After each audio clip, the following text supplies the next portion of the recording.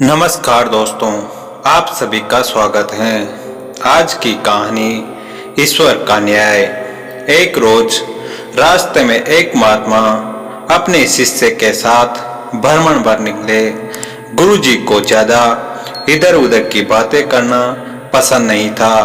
कम बोलना और शांतिपूर्व अपना कर्म करना ही गुरु को प्रिय था। परंतु शिष्य बहुत चपल था। उसे हमेशा इधर उधर की बातें ही सूझती। उसे दूसरों की बातों में बड़ा ही आनंद आता था। चलते हुए जब वो तालाब से होकर गुजर रहे थे तो उन्होंने देखा एक धीवर नदी में जाल डाले हुए हैं। शिष्य यह सब देख खड़ा हो गया और धीवर को अहिंसा परमो धर्म का उपदेश देने लगा।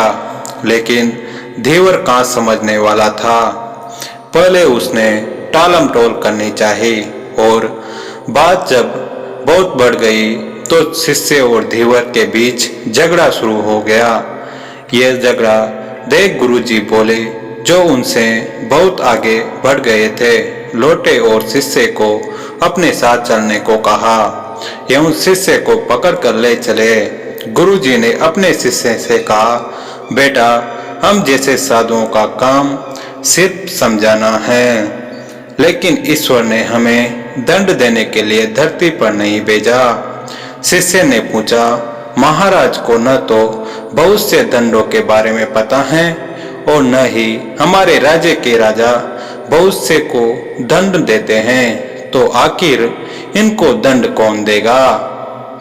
शिष्य की इस बात का जवाब देते हुए गुरुजी ने कहा, बेटा, तुम निश्चित रहो, इससे भी दंड देने वाली एक अलौकिक शक्ति इस दुनिया में मौजूद है, जिसकी पहुंच सभी जगह है। ईश्वर की दृष्टि सब तरफ है और वो सब जगह पहुंच जाते हैं। इसलिए अभी तुम चलो, इस झगड़े में पड़ना गलत होगा, इसलिए इस झगड़े से दूर रहो। शिष्य गुरुजी की बात सुनकर संतुष्ट हो गया और उनके साथ चल दिया। इस बात को ठीक 2 वर्ष बीते कि एक दिन गुरुजी और शिष्य दोनों उसी तालाब से होकर गुजर रहे थे। शिष्य भी अब 2 साल पहले ही की वो धीवर वाली घटना भूल चुका था। उन्होंने उसी तालाब के पास देखा कि एक चींटियल सांप बहुत कष्ट में था। उसे हजारों चींटियां नोच नोच कर खा रही थी। शिष्य ने यह दृश्य देखा, उसे रहा नहीं गया। दया से उसका हृदय पिघल गया। वह सर्प को चींटियों से बचाने के लिए जाने ही वाला था कि गुरुजी ने उसका हाथ पकड़ लिया और उसे जाने से मना करते हुए कहा, बेटा, इसे अपने कर्मों का फल भोगने दो। यदि अभी तुमने इसे रोकना चाहा तो इस बेचारे को फिर से दूसरे जन्म में यह दुख भोगना होगा, क्योंकि कर्म का फल अवश्य ही भोगना पड़ता है। शिष्य ने गुरुजी से पूछा, गुरुजी, इसने कौन सा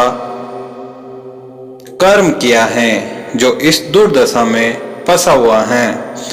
गुरु महाराज बोले, यह वही धीवर है जिसे तुम पिछले वर्ष इसी स्थान पर मछली न मारने का उपदेश दे रहे थे और वह तुम्हारे साथ लड़ने के लिए आग बबूला हुआ जा रहा था। वे मछलियां ही चींटी हैं जो इसे नोच नोच कर खा रही हैं। यह सुनते ही बड़े आश्चर्य से शिष्य ने कहा, गुरुजी, यह तो बड़ा ही विचित्र न्याय है। गुरुजी ने कहा, बेटा, इस लोक में स्वर्ग नरक के सारे दृश्य मौजूद हैं। हर क्षण तुम्हें ईश्वर के न्याय के नमूने देखने को मिल सकते हैं। चाहे तुम्हारे कर्म शुभ हो या अशुभ, उसका फल तुम्हें भोगना ही पड़ता है। इसलिए ही वेद में भगवान ने उपदेश देते हुए कहा है, अपने कर्म किए को हमेशा याद रखो। ये विचारते रहो कि तुमने क्या किया है, क्योंकि यह सच है कि तुमको वहां भोगना पड़ेगा। जीवन का हर क्षण कीमती है, इसलिए इसे बुरे कर्म के साथ व्यर्थ न जाने दो। अपने खाते में हमेशा अच्छे कर्मों की बढ़ोतरी करो, क्योंकि तुम्हारे कर्म अच्छे कर्मों का परिणाम बहुत सुखद रूप से मिलेगा। इसका उल्टा भी उतना ही सही है। तुम्हारे बुरे कर्मों का फल भी एक दिन बुरे तरीके से भुगतना पड़ेगा। इसलिए कर्मों पर ध्यान दो, क्योंकि वो ईश्वर हमेशा न्याय ही करता है। शिष्य गुरु जी की बात सुन स्पष्ट रूप से समझ चुका था। दोस्तों, हम चाहे इस बात पर विश्वास करें या नहीं, लेकिन यह 100% है कि ईश्वर हमेशा सही न्याय करते हैं और उनके न्याय करने का सीधा संबंध हमारे कर्मों से है। यदि हमने अपने जीवन में बहुत अच्छे कर्म किए हैं या अच्छे कर्म कर रहे हैं, तो उसी के अनुरूप ईश्वर हमारे साथ न्याय करेंगे। ये जीवन में हमें इसलिए मिला है ताकि हम कुछ ऐसे कार्य करें जिसको देखकर ईश्वर की आंखों में भी हमारे प्रति प्रेम झलक उठे। धन्यवाद दोस्तों। वीडियो अच्छा लगा है तो लाइक और सब्सक्राइब जरूर करें चैनल को।